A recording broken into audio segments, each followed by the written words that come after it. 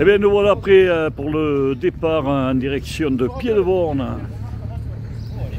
Il est 8h15. On n'est pas bien nombreux, mais il y a la qualité des voitures, hein, donc déjà c'est déjà pas mal. Voilà. Eh bien on va vous permettre de suivre un petit peu notre balade.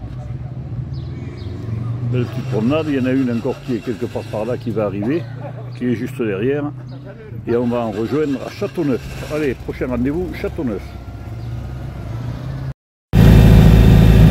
Et nous voilà partis donc en direction de Saint-Denis, en Margeride. Eh bien voilà, nous allons traverser Saint-Denis en Margeride. Un joli petit village. Typique de notre Margeride.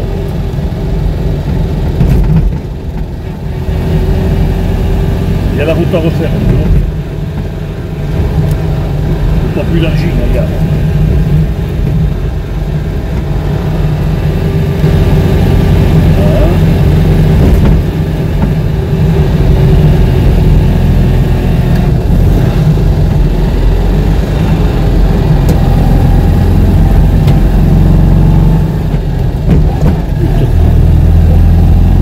Là, il est mauvais.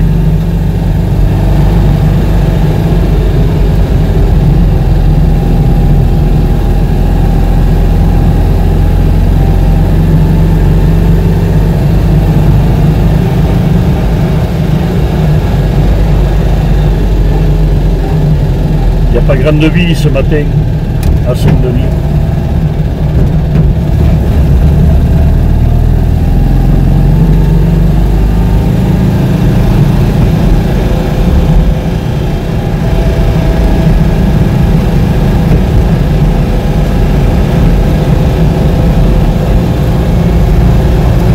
Allez, la misère, le ruisseau de la misère. Et c'est parti. Maintenant, direction la Ville-Dieu. Jolie petite route là. Pour monter la croix.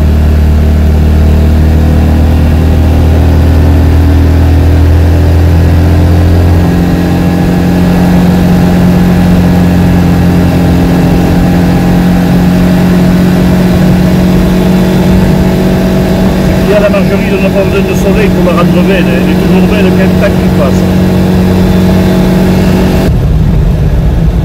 Alors nous allons arriver à la Ville-Dieu.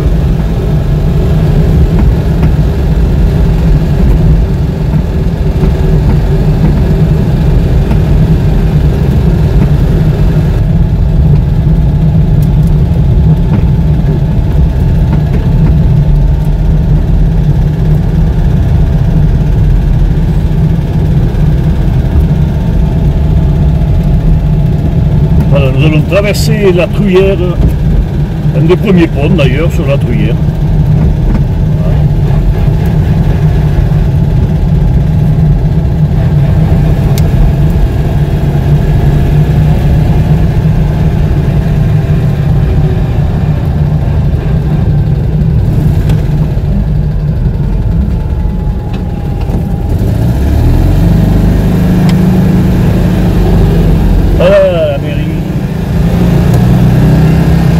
Il y a du matériel.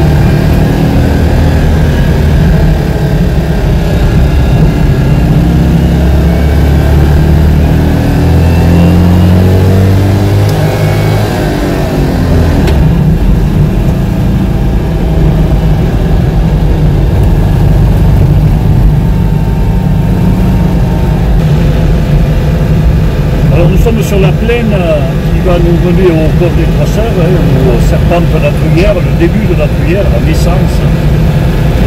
Voilà, et puis après on va bifurquer sur le port des Croisseurs, on va monter à 1200-300 mètres.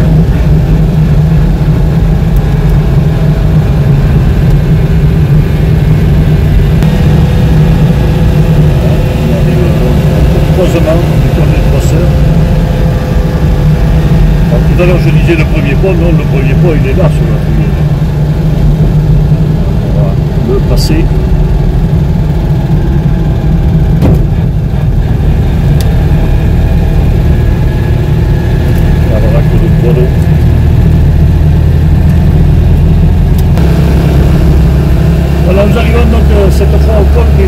3 sœurs. Alors là, ce mélange des jonquilles et la neige. Il reste encore quelques plaques de neige ici. Il faut dire que nous sommes pas mal hauts, nous sommes à 1454 mètres exactement.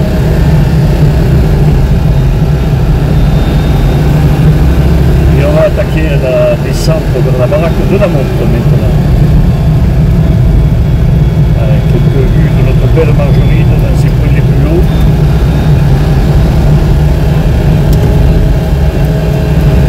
Les arbres ont été un petit peu malmenés par la tempête.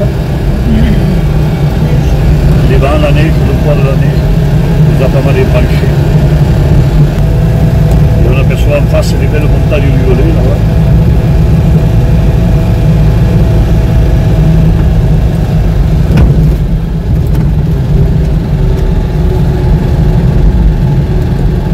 Le chemin de la Panouse.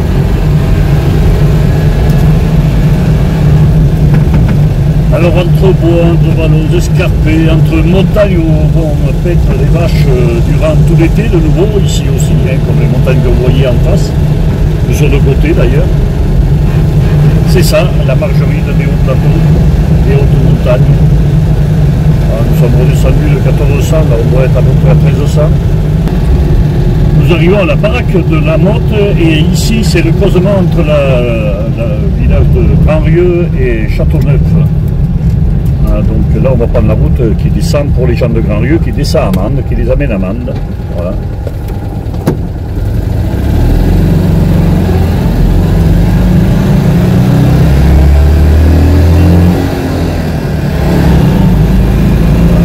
C'est la ferme de la baraque de la Motte.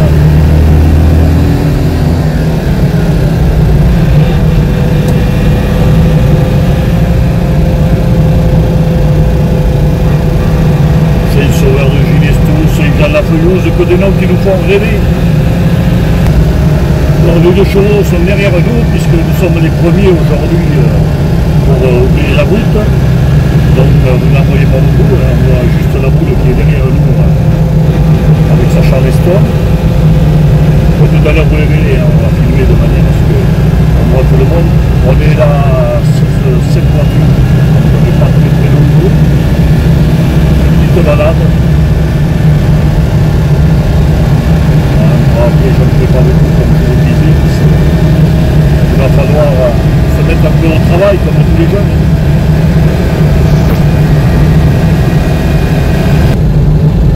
Alors au loin on aperçoit la neige sur le mont Lozère, quelques taches de neige comme on en a vu tout à l'heure en passant au pont des 3 Sœurs. Après la baraque de la Motte, la baraque des Coufours. Voilà, on va suivre Maître Laboule qui a pris la route de devant pour monter à Châteauneuf et peut-être retrouver du Guesclin, je ne sais pas, sous les tours. Du Guesclin, c'est plutôt le déclin maintenant, parce que le Guesclin est plus.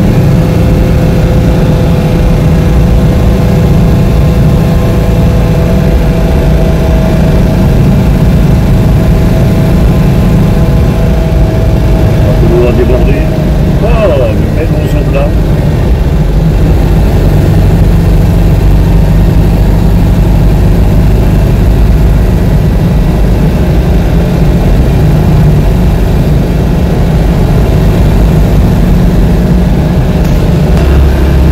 Et nous voilà à Châteauneuf-de-Randon. On va monter sur la place pour rejoindre notre véhicule qui nous attend.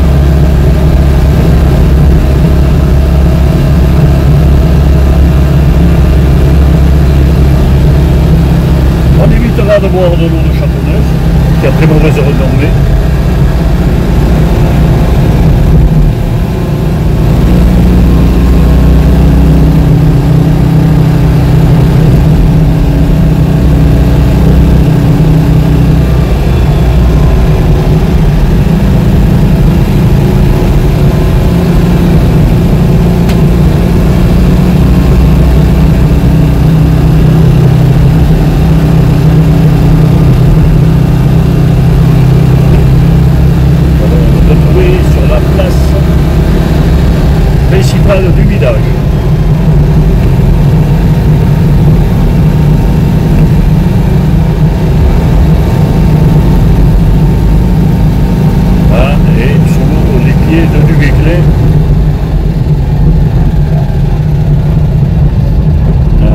Voyons voir. On va aller se garer là-bas, il y a de la place. On va attendre. Voilà, petit tour de place, c'est super. On va passer, pas sous les pieds, sous le cul du Béclin.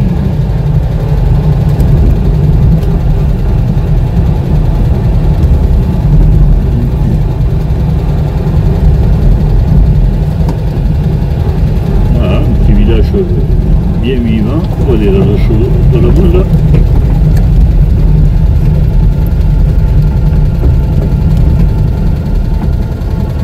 On va laisser passer ça. Alors je vous le disais, nous sommes sous la statue de Duguesclin que l'on peut apercevoir là-bas. Hop, ça bouge un peu, c'est normal. Voilà, au-dessus d'Arnaud, c'est Duguesclin. Alors ça c'est l'anniversaire à Nono aujourd'hui. Ah non, c'était hier. C'est l'anniversaire à tous les deux d'ailleurs hier. Voilà nos petits, nos amis qui sont là. Et voilà, les Langonais sont arrivés avec leur belle diane bleue.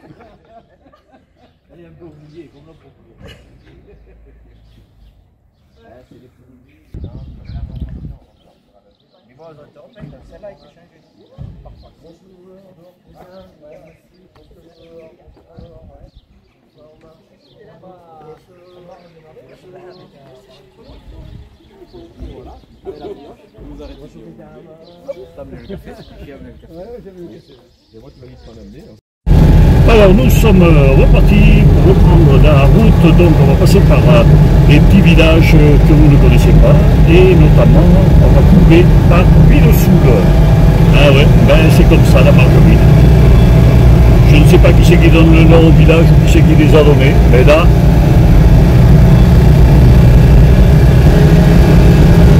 Et on traverse la Vitanelle, alors aussi il y a des bons restaurants. Là. Il y a des bons petits coups à faire.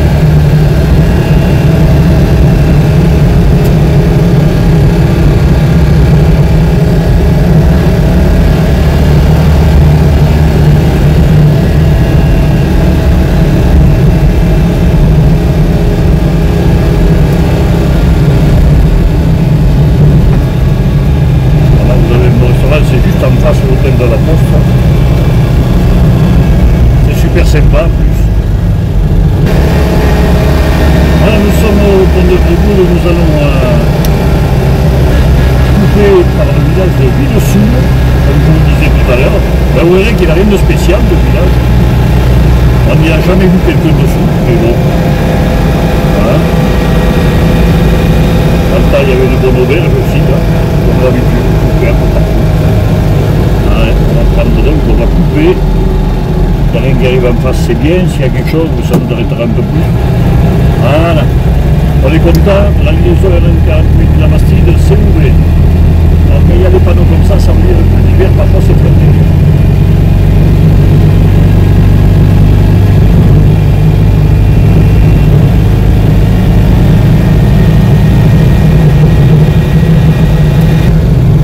Au milieu des jonquilles, le village de Villesoul.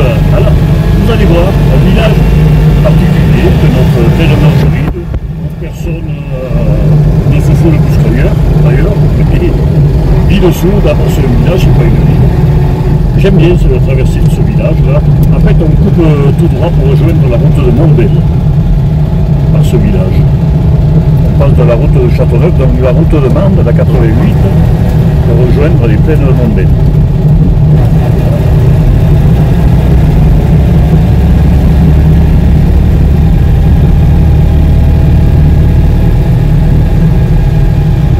Voilà, ils sont venus pour la chasse ceux-là.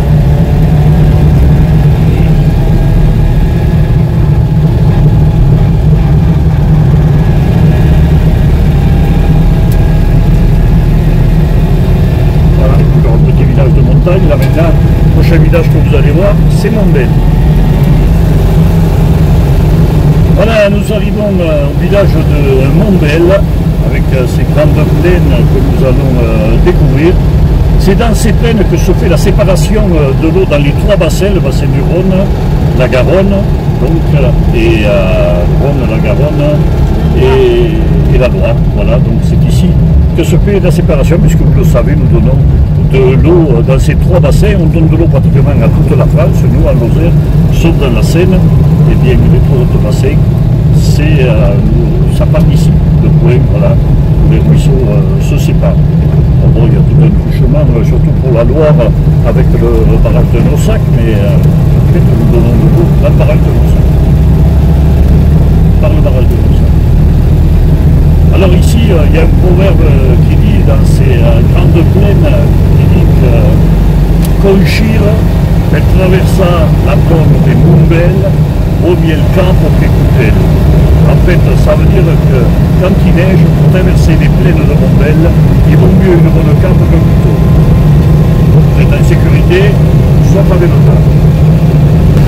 Voilà les plaines de Mumbel, donc, comme je le disais.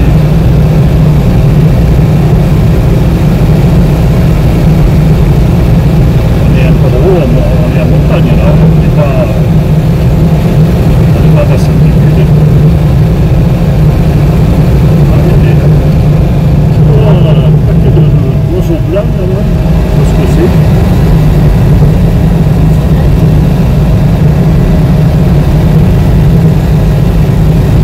C'est la migration en ce moment, qui se repose un peu. Alors nous allons arriver dans un village maintenant un peu spécial, puisque c'est là où passe la voie ferrée Mende-la Bastide. Oh, vous allez voir le magnifique viaduc qu'ils ont fait dans ce village de Mirandol. C'est également une étape du chemin de Stevenson. Et on va donc, vous voyez, le magnifique... C'est Chasserades. Oui, Chasserades, Mirandol. Enfin, voilà le magnifique viaduc qui avait été fait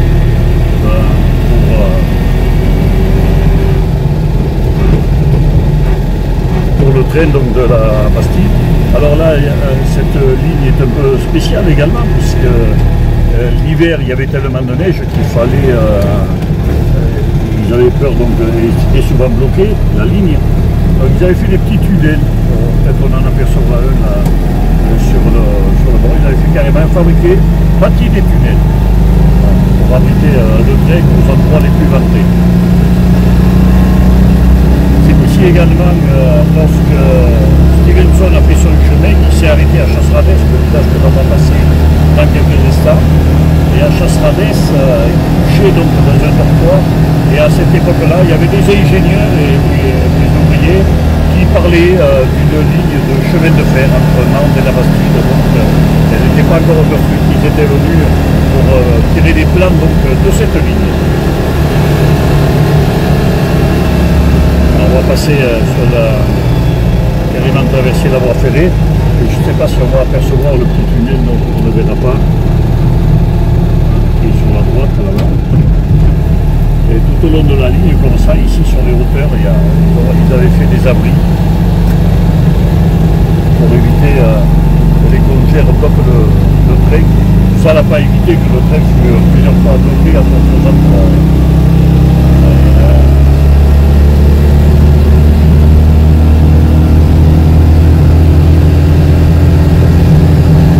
Alors les deux chevaux sont toujours derrière moi, on va les apercevoir tout à l'heure, ça s'arrêtait bientôt. On les apercevra tout à l'heure.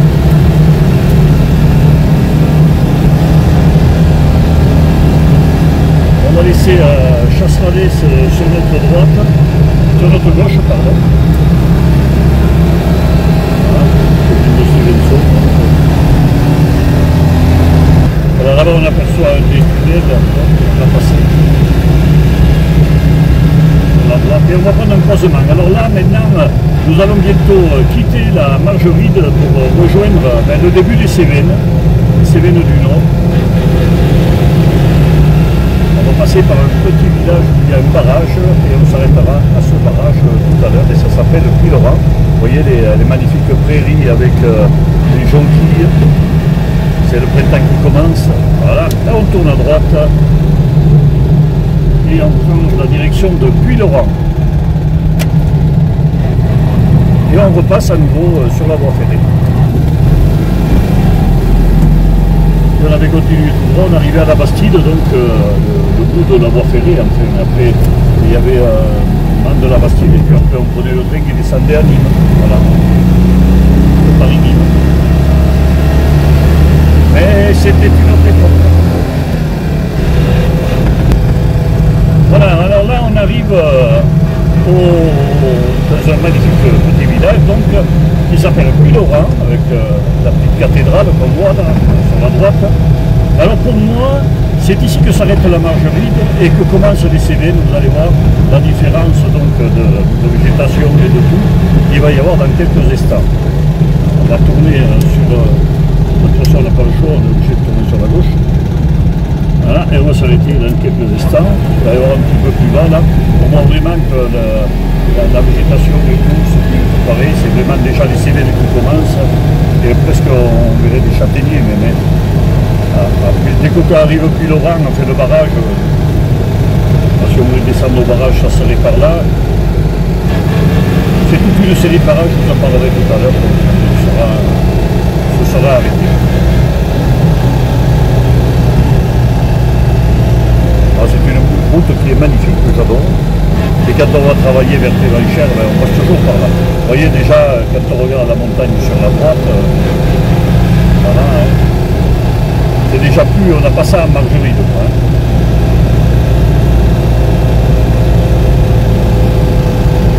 Le barrage est plein.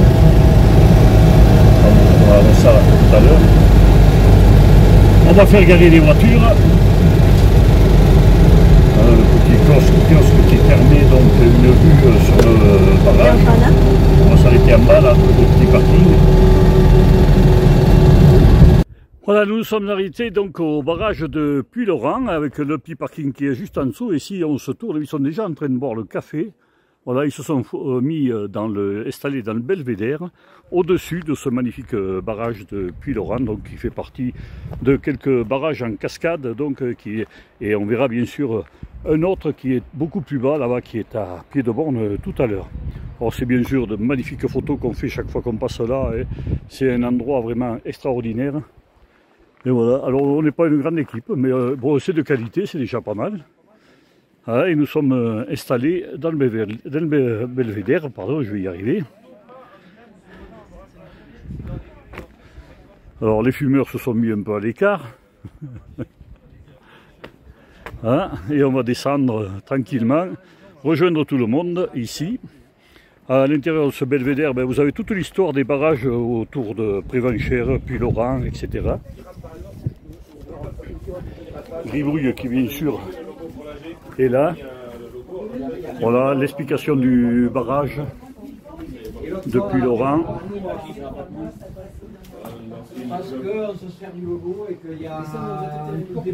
Voilà, et puis on retrouve nos Langonniers qui sont là, le mec de la Haute-Loire, c'est son anniversaire aujourd'hui. Voilà. Puis les durs à cuire de la Dedeuche, les sourires de la de Chevaux. Les fidèles. Et Lily Rose là-bas dans son coin. Salut Lily. Bonjour. Dis donc la boule. Oui. Dis-nous quelques mots quand même, là j'ai pas pris le micro. Merci pour la promenade que tu as organisée. Oh, c'est toi qui as... Non, moi, et ton idée est là, on la suit, on te suit. Bon, on est pas mal, hein. On est bien. C'est joli. On est bien, on découvre, on passe à des endroits qu'il y a longtemps on n'était pas passé. J'ai vu que tu avais pas mal de poubelles à changer dans le coin là. Hein. Oui, mais... Maintenant il prend la retraite. Voilà. Bon alors, qu'est-ce que t'en dis? On est bien, on découvre de nouveaux paysages. On n'est pas malheureux. Ouais, on n'est pas malheureux, il y a pire que nous. Il manque de la route, la même que celle qu'on avait à l'Assemblée. Ah oui, ça c'est vrai, hein. Mais bon. C'est quand on va la route, là, comme tu me dis.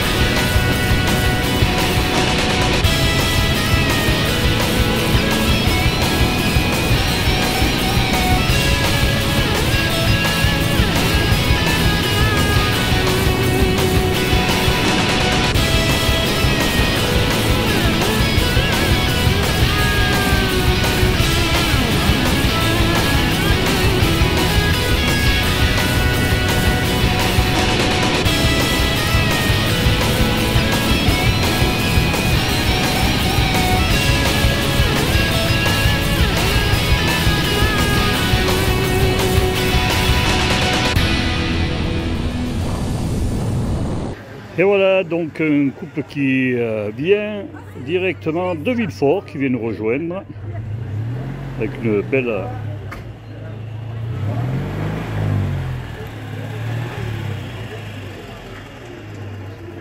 Et voilà, maintenant c'est au complet.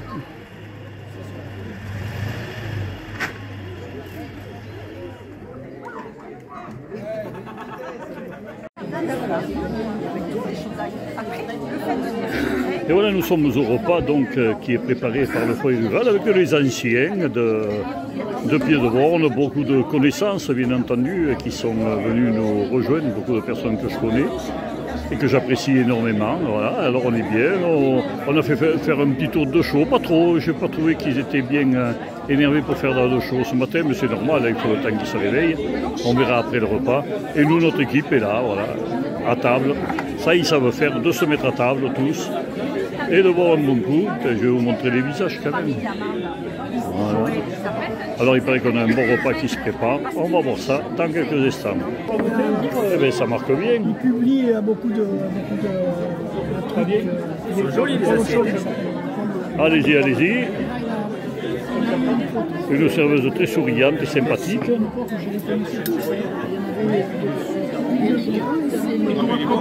La boule qui est triste dans son coin. Merci. Merci. Bon appétit. Hein. Faire une virée à deux, tous les deux sur le chemin,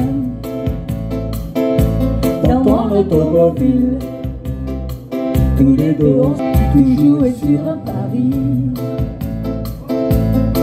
Toute la nuit danser le calypso, dans un dancing avec dessus l'amour.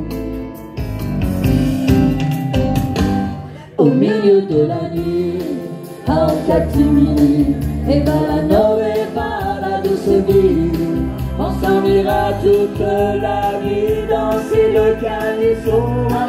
Quand Joséphine sort du bureau, parce que surtout j'ai sa cousine mère, ensemble elles courent au club à gogo pour aller danser le jazz sur de la musique forte. Sous des éclairs, des stroboscopes, elles dansent le jazz. Moi j'y travaille dans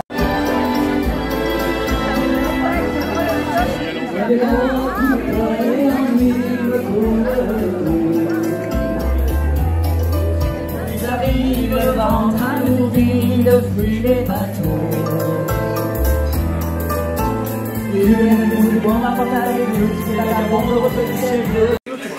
Voilà, alors nous sommes maintenant dans ce fameux musée de l'automobile de toutes les pièces, puisque vous verrez sur les reportages que nous allons faire dans quelques instants pour Place au Village, où on vous mettra bien sûr le lien, vous allez retrouver tous, et puis surtout l'inventeur du musée. Donc on le retrouve tout de suite.